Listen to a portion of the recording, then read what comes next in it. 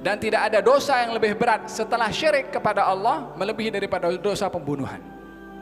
Man qatala nafsan, barang siapa yang bunuh seorang mukmin muta'ammidan, dengan sengaja, fajazauhu jahannam, balasannya jahannam. Cukup jahannam, khalidan fiha, kekal di dalamnya. Mungkin orang masuk jahannam sekejap je pun itu jangan dianggap mudah. Kekal di dalamnya, khalidan fiha, wa ghadiballahu alaihi, Allah marah kepadanya, wa la'anahu, dilaknat oleh Allah, dan disediakan oleh Allah azab yang begitu pedih. Siapa yang nak tanggung? Ini bunuh satu orang, bagaimana kalau dua orang? Apa agaknya ayat ini di mata orang-orang yang saling berbunuh sesama sendiri? Baca Quran ke tak baca Quran ke? Ya baca. Tak merasa bersalah ke? Tidak. Kenapa tak merasa bersalah? Sebab mereka tidak belajar. Justru dihantui dengan perasaan sendiri, ini jihad, ini nak memperjuangkan agama. Faham tu? Bukankah realiti yang berlaku di zaman kita sekarang? Yang tujuannya untuk sampai kepada kursi, semua cara dihalalkan termasuk pembunuhan. Kalau mereka tahu apa yang akan dihadapi olehnya di hari kiamat ketika berjumpa dengan Allah Subhanahu wa taala, Allah. Yauma ya'addu adh-dhalimu 'ala yadayhi, kata Allah Subhanahu wa taala, di hari nanti, di hari kiamat, orang yang zalim akan menyesal dengan menggigit tangannya. Itu tangan digigit satu demi satu sampai habis. Kalau habis pindah tangan berikutnya, habis tangan berikutnya, habis tangan kanan pindah tangan kiri.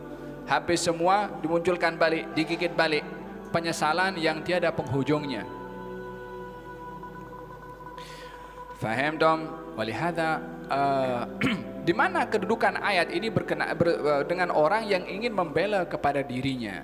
Bukankah perlu kita membela diri? Ya, kita perlu membela diri. Tetapi dalam keadaan-keadaan tertentu, terkadang kita perlu berada dalam keadaan pasrah dan berserah kepada Allah Subhanahu wa taala tanpa melakukan perlawanan walaupun ancamannya adalah nyawa. Karena kita tidak boleh tergelincir kepada satu perbuatan jenayah yang lebih besar berbandingkan kita mengorbankan nyawa kita. Walaupun yang dikorbankan nyawa, kalau ianya adalah dapat mengelak daripada bahaya yang lebih besar, yang kita pun kalau terlibat akan menanggung akibatnya, maka kita lebih baik mengorbankan nyawa dan tidak mahu menanggung hukuman yang lebih berat daripada kita mempertahankan. Walihada kata baginda Rasulullah SAW dalam beberapa hadis yang sahih, katanya, inna baina yaday sa'ah fitanan kalailal mudlim. Sesungguhnya sebelum hari kiamat itu datang akan berlaku fitnah-fitnah, yang fitnah itu umpama satu kegelapan yang menggelapkan. Sudahlah itu disifatkan oleh Nabi sebagai satu perkara yang gelap dan menggelapkan. Namanya gelap sudah pasti menggelapkan, tapi maksudnya orang terkadang kalau gelap masih boleh nampak bayangan. Ini sama sekali tidak nampak. Artinya apa? Fitnah yang akan berlaku, orang tidak nampak kebenaran. Lebih parah daripada itu, menganggap dirinya benar. Ini yang terkait dengan fitnah yang membawa kepada pertumpahan darah. Maka kata Nabi SAW, fakassiru qisiyyakum, hancurkan busur panah kamu. Kenapa disuruh hancurkan? Disuruh dihancurkan, kasiru, patahkan, supaya tak terfikir untuk mengambil anak panah. Kalau tak mengambil panah, kalau panah itu masih lengkap dan boleh dipakai, maka Nabi kata hancurkan. Kemudian waqatti'u autaraha, autarakum, potong-potonglah. Itu kalau panah ada di punya tali itu kan, untuk nak menarik panah itu talinya potong. Yani potong sampai tak boleh disambung lagi. Kenapa?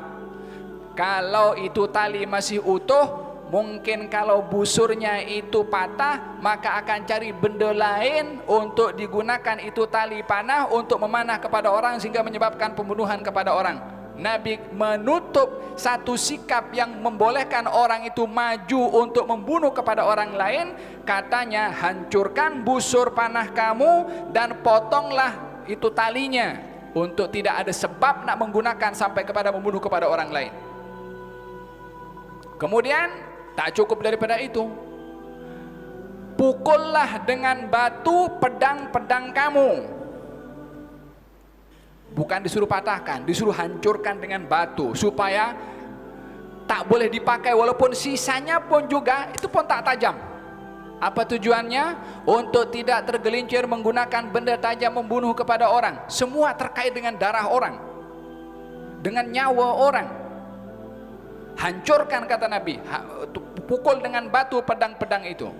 Fa in dukhila alaikum, kalau orang itu paksa masuk ke rumah kamu, paksa kamu terlibat dalam fitnah yang boleh menghalalkan darah orang-orang lain, kun ka khaira ibni Adam, jadilah kamu macam salah seorang daripada dua anak Adam.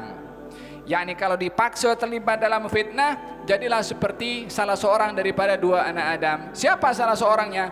Ya Habil tadi.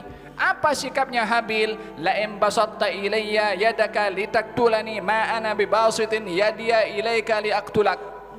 Kalau kamu nak bunuh kepada saya dengan tangan kamu, saya tak akan hulurkan tangan saya untuk bunuh kepada kamu. Inni akhafullah. Saya takut kepada Allah. Nak bunuh silakan tanggung sendiri nanti di hadapan Allah Subhanahu wa taala. Tapi nak menjadi sebab dengan perlawanan kamu dan paksaan kamu kepada saya untuk saya terlibat dalam pembunuhan juga, saya tak mau. Patutnya ini yang menjadi sikap kepada orang yang mendapat tawaran dekat internet untuk masuk entah ke mana jihad dan seumpamanya. La in basatta ilayya yadaka litaktulani ma ana bibasitin yadiya ilaika liaktulak. Inni akhafullah. Faham tak?